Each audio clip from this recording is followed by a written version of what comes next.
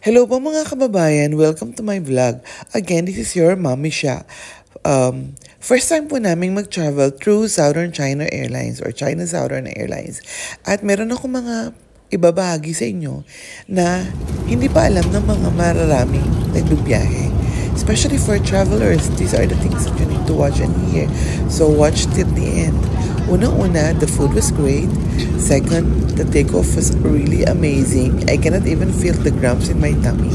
And then the landing was really cool. And the plane itself is not so warm and it's not so cold. Tama-tama lang yung temperature ng aeroplano nila.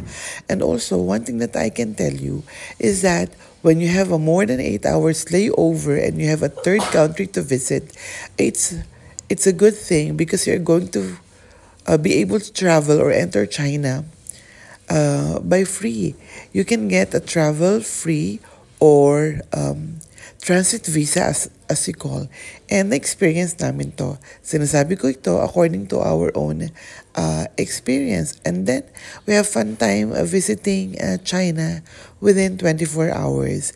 As long as it's more than 8 hours, take note.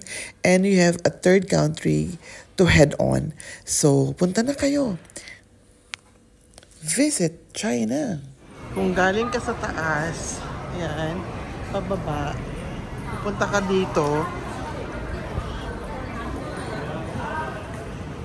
sa baba, bibili ka dito ng ticket, ng mga Easy Pass, at napaka-convenient ng kanilang train station. Ayan o, ticket machine.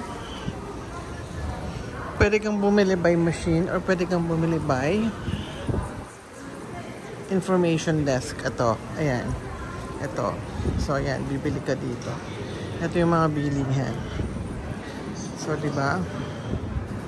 Yan yung Counters Convenience Store dito. So, nakakatuwa. Hindi ka na para lumabas ng airport at maghanap ng sasakyan. So, very accessible, very convenient, and I can say that it's such a no-hassle trip from Taoyuan Airport to the city. Just wait, hindi pa tayo nakaano eh. Dito kami kumain ng brunch, Airport Corner. Tadaan! Masarap ang food nila dito.